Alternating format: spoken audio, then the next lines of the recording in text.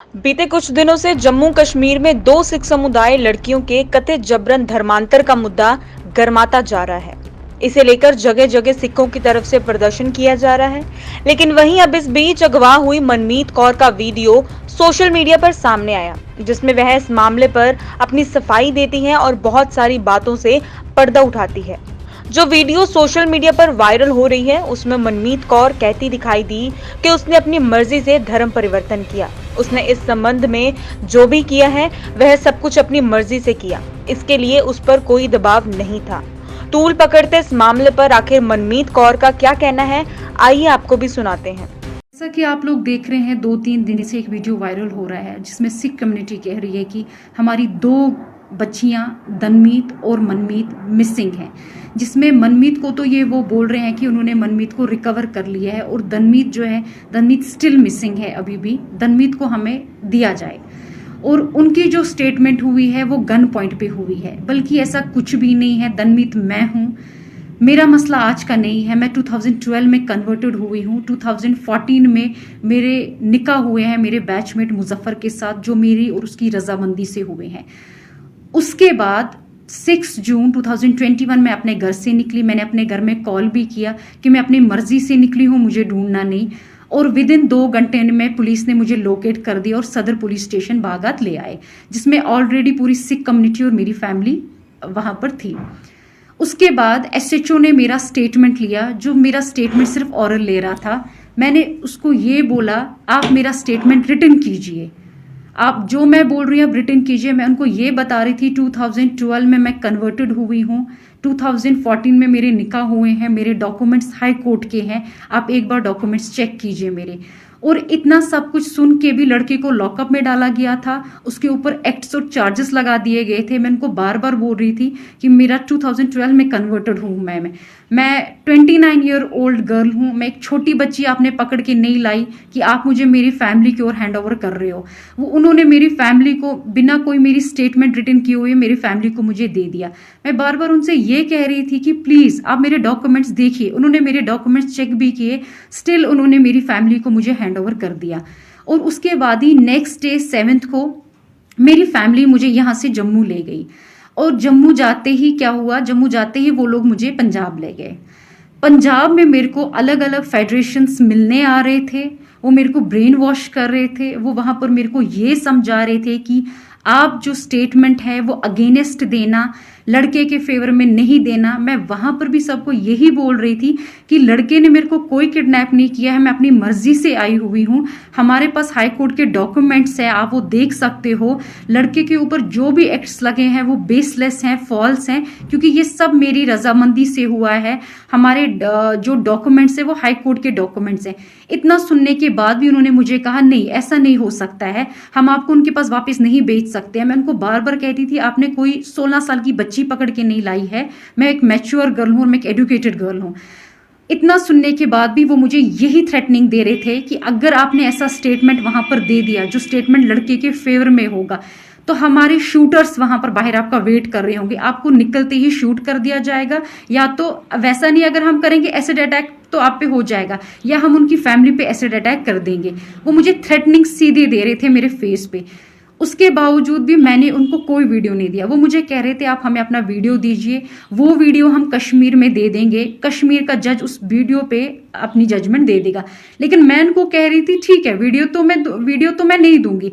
अगर मैं स्टेटमेंट दूंगी, मैं जज के सामने स्टेटमेंट दूंगी, मैं वहां पर ही दूंगी, क्योंकि सब मेरी रजामंदी से हुआ है। मैं किसी बेगुनाह को नहीं फंसा सकती, क्योंकि ये सब कुछ मेरी रजामंदी से हुआ है। जब मैं घर से निकली, मैंने घर में कॉल भी किया कि मैं किडनैपिंग नहीं है, आप लोग मुझे ढूंढना नहीं, मैं अपनी मर्जी से निकली हुई हूँ। और उसके बाद भी उन लोगों ने मेरी बात नहीं सुनी। तो हम जम्मू आ गए, क्योंकि उन्होंने उनका जो प्लान था, जो उनका नेक्स्ट प्रोपागंडा वहां पर ये था कि लड़की को गोल्डन टेम्पल से बाहर निकालो, लड़की जैसे ही बाहर निकलती है हम इस पे कोई अटैक कर देंगे। मे बी वो कुछ भी हो सकता था, वो एक्सीडेंट भी हो सकता था, वो शूट भी हो सकता था।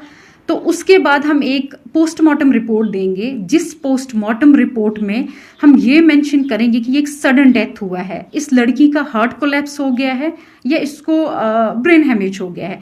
हम जो भी करेंगे हम बिल्कुल साफ सुथरा करेंगे, हम इसको ये बता देंगे इस पे सिर्फ इसका एक सडन डेथ हुआ है, आप लोगों को कोई कभी किसी चीज में नहीं पकड़ सकता है। और ये चीज मैंने सुन ली थी, मैंने अपनी फैमिली को मॉर्निंग में इंसिस्ट किया हम यहाँ पर नहीं रहेंगे, चाहे कुछ भी हो जाए, मैं यहाँ सुसाइड कर लूंगी, हम यहाँ से निकल जाएंगे, हम यहाँ से निकलते हैं, ठीक है जैसा आप बोलोगे जम्मू में मैं आपको ये स्टेटमेंट दे दूंगी, बट मैं पंजाब में ये स्टेटमेंट कभी भी नहीं दूंगी। और उसके बाद हम लोग जम्मू आ गए। जम्मू आते ही जैसे ही हम एक दिन रुके, नेक्स्ट मैं अपनी फैमिली के साथ 6 जून से लेके 25 जून तक थी। 25 जून को मॉर्निंग में मेरे फैमिली में कॉल आया कि हम कश्मीर पुलिस से हैं, हम गेट के बाहर हैं, आप आइए। तो मेरी फैमिली में 2 बंदे बाहर गए, वो उनसे मिले। वहाँ पर जम्मू जानीपुर की पुलिस भी थी, ये नहीं था कि वहाँ पर खाली कश्मीर पुलिस थी, वहाँ हमारे घर के साथ ही एक पुलिस स्टेशन है, उनकी पुलिस भी वहाँ पर थी। उसके बाद वो मेरे रूम में आए, उन्होंने मुझे बोला मैडम चलिए हमारे पास हाई कोर्ट के ऑर्डर्स हैं, वो ऑर्डर हमने देखे और सीधे पहले मुझे जानीपुर पुलिस स्टेशन में ले गए। जानीपुर पुलिस स्टेशन के बाद उन्होंने मुझे जानीपुर SHO ने मुझे हैंड ओवर किया कश्मीर पुलिस के हवाले। और उन्होंने को बोला, जब सब उन्होंने हाई कोर्ट के ऑर्डर्स देखे, हाई कोर्ट के डायरेक्शंस देखे, तो उन्होंने बोला आप लड़की ले जा सकते हैं। और उसके बाद ही हम आगे हम यहाँ पर पहुंचे, मुझे वुमेन्स पुलिस स्टेशन में रखा गया। वहां पर मेरे को ना कोई मिलने आया, ना मैं किसी से मिलना ही चाहती थी। और नेक्स्ट डे ही मेरे को सदर पुलिस स्टेशन से पुलिस की गाड़ी आई जो मुझे कोर्ट ले गई। और आप सब एजुकेटेड हैं, मैं खुद भी एजुकेटेड हूं, आपको पता है कोर्ट में कोई किसी को गन पॉइंट पे कभी उसकी स्टेटमेंट नहीं ले सकता। अगर ऐसी चीजें होने लगी फिर कोर्ट पे भी तो कभी हम यकीन नहीं कर सकते हैं ना, क्योंकि ये सब तो आपको पता ही है, कोर्ट पे कोई किसी को गन पॉइंट पे नहीं रख सकता है। और मेरे को जैसे जम्मू में लाया गया मैं तो किसी से भी नहीं मिली, मेरे को तो वुमेन्स पुलिस स्टेशन में रखा गया। उसके बाद ही सुबह स्क्वाड आई, किसी को नहीं पता था कि मेरी हेयरिंग है, क्योंकि मेरी हेयरिंग ऑलरेडी 3 बार डिले हो गई थी, क्योंकि तीनों बार 6 से लेके 25 तक हम आउट ऑफ स्टेशन थे, हम जम्मू हम पंजाब में थे। मेरी जो हेयरिंग है वो मिस होती गई।